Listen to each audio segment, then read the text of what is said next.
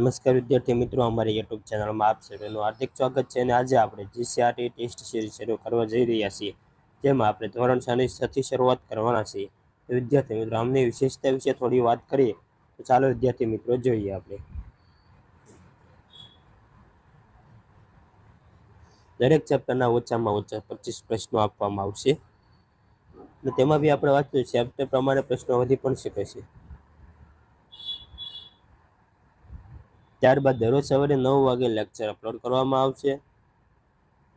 બીજું, વિધાનવાળા પ્રશ્નો પર વધારે ભારણ આપવામાં આવશે. અને વિદ્યાર્થી મિત્રો, તમે અત્યારના સમયમાં જો જુઓ તો સૌથી વધારે વિધાનવાળા પ્રશ્નો બધી જ એક્ઝામોમાં પૂછવામાં આવે છે, જેમાં તમે કોઈ બી એક્ઝામ્પલ લઈ શકો છો, જેમ કે કોન્સ્ટેબલ છે, પીએસઆઈ છે, જુનિયર ક્લાર્ક છે, તલાટી છે. આ બધા જ એક્ઝામોમાં વિધાનવાળા પ્રશ્નોએ મહત્વનો ભાગ ભજવ્યો હતો. તેથી આપણે પણ બની શકે એટલા વિધાનવાળા પ્રશ્નો આપણી ચેનલમાં મૂકશું.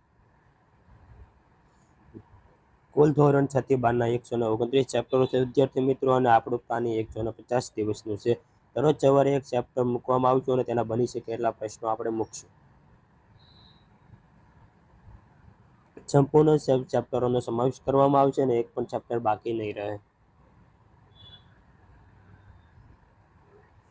તો વિદ્યાર્થી મિત્રો, આપણે આમની વિશેષતા જોઈએ તો નવી પરીક્ષા પદ્ધતિ પ્રમાણે મોક ટેસ્ટ હશે. નવા પાઠ્યપુસ્તક પર આધારિત મોક ટેસ્ટ હશે.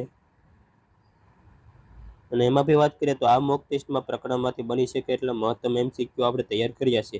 એટલે કે જો આ મોક ટેસ્ટ તમે આપશો તો ફરીવાર પાઠ્યપુસ્તક કાઢવું જ નહીં પડે, સંપૂર્ણ રિવિઝન ટેસ્ટમાં જ થઈ જશે.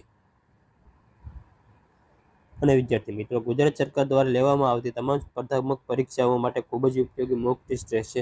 વિદ્યાર્થી મિત્રો, અમારી સાથે જોડાયેલા રહો. અને જો તમે અમારી ચેનલને સબસ્ક્રાઇબ ના કરી હોય તો કરી આપો, જેથી દરરોજના વિડીયોઝ તમને મળતા રહે. તો ચાલો વિદ્યાર્થી મિત્રો, આપણી શરૂઆત કરીએ. અને વિદ્યાર્થી મિત્રો, આપણે આજથી શરૂઆત કરવાના છીએ. અને ધોરણ 6 ચેપ્ટર 1 ચાલો ઇતિહાસ જાણીએ, ત્યાંથી આપણે શરૂઆત કરવાના છીએ. ચાલો વિદ્યાર્થી મિત્રો, શરૂઆત કરીએ. ચેપ્ટર 1 ચાલો ઇતિહાસ જાણીએ. ક્વેશ્ચન પહેલો, નીચેની પૈકી પ્રાચીન ઇતિહાસ જાણવાના સ્ત્રોત નથી. એ અભિલેખ, બી વાહનો, સી ભોજપત્રો, ડી તામ્રપત્રો. અહીં વિદ્યાર્થી મિત્રો જવાબ આવશે બી વાહનો.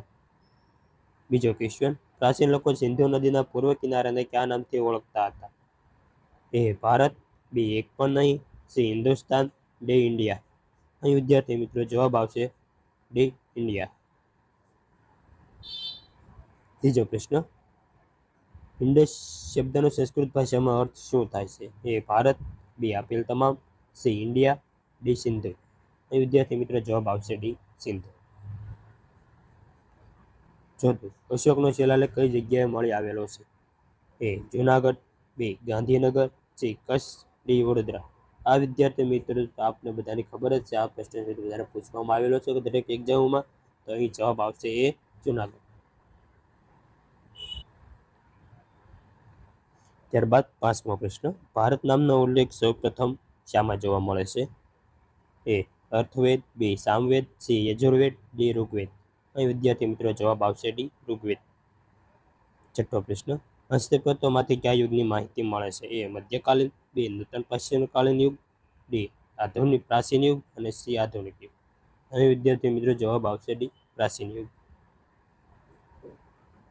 7મો પ્રશ્ન, ગ્રીસના લોકો સિંધુ નદીને કયા નામથી ઓળખતા હતા? એ ઇન્ડસ, બી આપેલ તમામ, સી હિન્દુસ્તાન, ડી ઇન્ડસ. અહીં વિદ્યાર્થી મિત્રો જવાબ આવશે ડી ઇન્ડસ. 8મો પ્રશ્ન, પ્રાચીન કયા દેશના લોકો સિંધુ નદીથી પરિચિત હતા? એ ઈરાન, બી ઇન્ડોનેશિયા, સી ગ્રીસ અને ઈરાન બંને, ડી ગ્રીસ. અહીં વિદ્યાર્થી મિત્રો જવાબ આવશે સી ગ્રીસ અને ઈરાન બંને.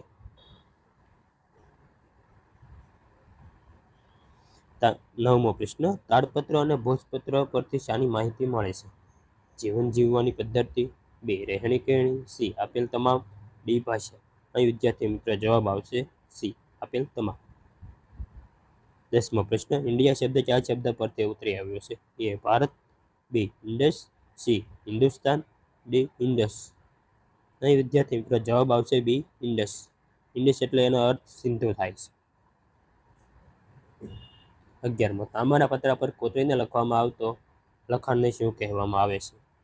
એ અભિલેખો, બી સિક્કાઓ, સી તામ્રપત્ર, ડી આપેલ તમામ. વિદ્યાર્થી મિત્રો અહીં જવાબ આવશે સી તામ્રપત્ર. 12મો હસ્તપ્રતોમાંથી કઈ ભાષામાં લખાણો મળી આવે છે? એ સંસ્કૃત, બી તમિલ, સી પ્રાકૃત, ડી આપેલ તમામ. તો અહીં વિદ્યાર્થી મિત્રો જવાબ આવશે ડી આપેલ તમામ. 13મો હસ્તપ્રતોમાંથી કઈ માહિતી મળે છે? એ વિજ્ઞાનની, બી સામાજિક માન્યતાઓ, સી દવાઓ અને પ્રાણીઓની, ડી આપેલ તમામ. તો અહીં વિદ્યાર્થી મિત્રો જવાબ આવશે ડી આપેલ તમામ. 14મો પ્રશ્ન, ભારતમાં મળી આવેલ સૌથી જૂના સિક્કાનું નામ શું હતું? એ પંચક્રમ, બી પંચમાર્ક, સી એક પણ નહીં, ડી પંચકોણ. તો અહીં વિદ્યાર્થી મિત્રો જવાબ આવશે બી પંચમાર્ક. 15મો પ્રશ્ન, ભારત નામનો માનવ સમૂહ કઈ દિશામાં આવીને વસેલો? એ ઉત્તર, બી દક્ષિણ, સી ઉત્તર પશ્ચિમ, ડી ઉત્તર પૂર્વ. તો અહીં વિદ્યાર્થી મિત્રો જવાબ આવશે સી ઉત્તર પશ્ચિમ. ત્યારબાદ વિદ્યાર્થી મિત્રો આપણે જોઈએ તો 16મો પ્રશ્ન, કયા રાજાઓના સિક્કાઓ ખૂબ જ પ્રખ્યાત હતા? એ ગુપ્ત યુગના રાજાઓ, બી ગ્રીસના રાજાઓ, સી મૌર્ય રાજાઓના, ડી આપેલ તમામ. તો અહીં વિદ્યાર્થી મિત્રો જવાબ આવશે ડી આપેલ તમામ રાજાઓના. 17મો પ્રશ્ન, સામાજિક વિજ્ઞાનમાં કયા વિષયનો સમાવેશ થાય છે? એ અર્થશાસ્ત્ર, બી ભૂગોળ, સી ઇતિહાસ, ડી આપેલ તમામ. તો અહીં વિદ્યાર્થી મિત્રો જવાબ આવશે ડી આપેલ તમામ વિષયનો સમાવેશ થાય છે સામાજિક વિજ્ઞાન. 18મો પ્રશ્ન, ઈસવીસન પૂર્વે એટલે? એ ઈસુ ખ્રિસ્તના જન્મ પહેલા, બી ઈસુ ખ્રિસ્તના જન્મ પછી, સી ઈસુ ખ્રિસ્તના મૃત્યુ પછી, ડી ઈસુ ખ્રિસ્તના મૃત્યુ પહેલા. તો અહીં વિદ્યાર્થી મિત્રો જવાબ આવશે એ ઈસુ ખ્રિસ્તના જન્મ પહેલા. ત્યારબાદ 19મો ક્વેશ્ચન છે, ઈસવીસન એટલે? ઈસુ ખ્રિસ્તના જન્મ પહેલા, ઈસુ ખ્રિસ્તના જન્મ પછી, ઈસુ ખ્રિસ્તના જન્મ અને એક પણ નહીં. અહીં વિદ્યાર્થી મિત્રો જવાબ આવશે છે ઈસુ ખ્રિસ્તના જન્મ પછી. અહીં વિદ્યાર્થી મિત્રો તમને એમ લાગ્યું હશે કે આ બંને ક્વેશ્ચન સેમ જ છે, તો જો આપણે જોઈએ અહીં ઈસવીસન એટલે છે એટલે કે ઈસવીસન એટલે ઈસુ ખ્રિસ્તના જન્મ પછી. ત્યારબાદ આપણે પાછળ જોઈએ તો જો ઈસવીસન પૂર્વે એટલે છે, પૂર્વે એટલે ઈસુ ખ્રિસ્તના જન્મ પહેલા અને ઈસવીસન એટલે ઈસુ ખ્રિસ્તના જન્મ પછી. ત્યારબાદ 20મો પ્રશ્ન છે, રાજાઓ પોતાના આદેશો શાના પર કોતરાવી પ્રજા સાથે સંવાદ કરતા હતા? તામ્રપત્રો ઉપર, સિક્કાઓ, શિલાલેખો કે ડી આપેલ તમામ. તો અહીં વિદ્યાર્થી મિત્રો જવાબ આવશે સી શિલાલેખો ઉપર. 21મો પ્રશ્ન, પ્રાચીન સમયમાં માનવી લખવા માટે તાડપત્ર અને ભોજપત્રનો ઉપયોગ કરતો હતો, તેને શું કહેવામાં આવે છે? એ હસ્તપ્રતો, બી અભિલેખો, સી શિલાલેખો, ડી એક પણ નહીં. તો અહીં વિદ્યાર્થી મિત્રો જવાબ આવશે એ હસ્તપ્રતો. ત્યારબાદ 22મો પ્રશ્ન, શિલાલેખો કે અભિલેખો શેના પર લખવામાં આવતા હતા? ઝાડના છાલ પર, બી પથ્થરો ઉપર, સી શિલા ઉપર, ડી શિલા અને પથ્થર બંને પર. એટલે કે વિદ્યાર્થી મિત્રો જવાબ આવશે ડી શિલા અને પથ્થર બંને પર. 23મો પ્રશ્ન, ઈરાનીઓ સિંધુ નદીને કયા નામે ઓળખતા હતા? એ હિન્દુસ, બી ઇન્ડસ, સી હિન્દુસ્તાન, ડી આપેલ તમામ. અહીં વિદ્યાર્થી મિત્રો જવાબ આવશે એ ઇન્ડસ. 24મો પ્રશ્ન, નીચેનામાંથી કયા લખાણો લાંબા સમય સુધી ટકી રહે છે? એ કાગળ પરના, બી કાપડ પરના લખાણો, સી વૃક્ષના પાન પરના લખાણો, ડી પથ્થર કે શિલા પર લખેલ લખાણો. જવાબ આવશે ડી શિલા કે પથ્થર પર લખેલ લખાણો. 25મો પ્રશ્ન, ઇન્ડસ શબ્દનો સંસ્કૃત ભાષામાં અર્થ શું થાય? એ સિંધુ, બી ભારત, સી ઇન્ડિયા, ડી આપેલ તમામ. તો અહીં વિદ્યાર્થી મિત્રો જવાબ આવશે એ સિંધુ. 24મો પ્રશ્ન, ભોજપત્ર કયા વૃક્ષની છાલ પર લખવામાં આવતા હતા? એ વડ, બી તાડ, સી ભુર્જ અને ડી પીપળો. તો અહીં વિદ્યાર્થી મિત્રો જવાબ આવશે સી ભુર્જ. ત્યારબાદ 28મો પ્રશ્ન છે, કઈ નદીની આસપાસ આજથી 2500 વર્ષ પહેલા ઘણા બધા શહેરોનો વિકાસ થયો હતો? એ ગોદાવરી, બી ગંગા, સી યમુના, ડી સરસ્વતી. અહીં વિદ્યાર્થી મિત્રો જવાબ આવશે બી ગંગા. ત્યારબાદ 29મો પ્રશ્ન, સમયની ગોઠવણી કોના જન્મ સાથે સંકળાયેલી છે? રામના જન્મ સાથે, બી બૌદ્ધના જન્મ સાથે, સી ઈસુ ખ્રિસ્તના જન્મ સાથે, ડી મહાવીરના જન્મ સાથે. તો અહીં વિદ્યાર્થી મિત્રો જવાબ આવશે સી ઈસુ ખ્રિસ્તના જન્મ સાથે.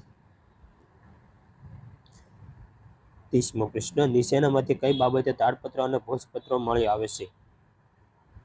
એ નાટકો, બી મહાકાવ્યો અને વાર્તાઓ, સી કવિતાઓ, ડી આપેલ તમામ. તો અહીં વિદ્યાર્થી મિત્રો જવાબ આવશે ડી આપેલ તમામ. જે બધી જ બાબતો તાડપત્ર અને ભોજપત્રોમાંથી આપણને મળી આવે છે.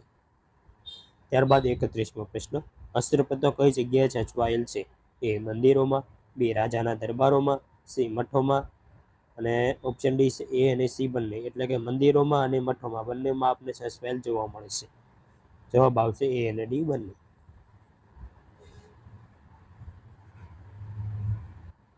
ત્યારબાદ 31મો પ્રશ્ન આપણે જોઈએ તો નીચેનામાંથી કયું જોડકું યોગ્ય રીતે જોડાયેલ નથી? તેમાં પેલો અભિલેખ પત્ર કે ધાતુ પર લખાયેલું લખાણ, બી ભોજપત્ર એટલે ભોજ નામના વૃક્ષની છાલ પર લખાયેલ હસ્તપત્ર. ત્યારબાદ સી ઓપ્શન એ ડી એટલે કે ઈસવીસન પૂર્વે, અને ચોથો ઓપ્શન છે ડી સી એટલે ઈસવીસન. અહીં વિદ્યાર્થી મિત્રો કયું ખોટું છે? યોગ્ય રીતે જોડાયેલ નથી એમ કહ્યું છે. તો અહીં વિદ્યાર્થી મિત્રો જવાબ આવશે સી એડી એટલે ઈસવીસન થાય, ઈસવીસન પૂર્વે ના થાય, તેથી જવાબ સી આવશે. થેન્ક યુ વિદ્યાર્થી મિત્રો. જો તમને અમારા વિડીયો ગમ્યો હોય અને સારો લાગતો હોય તો વિદ્યાર્થી મિત્રો લાઇક, શેર અને સબસ્ક્રાઇબ કરવા નમ્ર વિનંતી, જેથી આ સિરીઝમાં અમે જે બી પ્રશ્ન મૂકીએ એ તમારા સુધી પહોંચી જાય. તો વિદ્યાર્થી મિત્રો લાઇક, શેર અને સબસ્ક્રાઇબ કરવા નમ્ર વિનંતી. થેન્ક યુ વિદ્યાર્થી મિત્રો. જય હિન્દ, જય ભારત.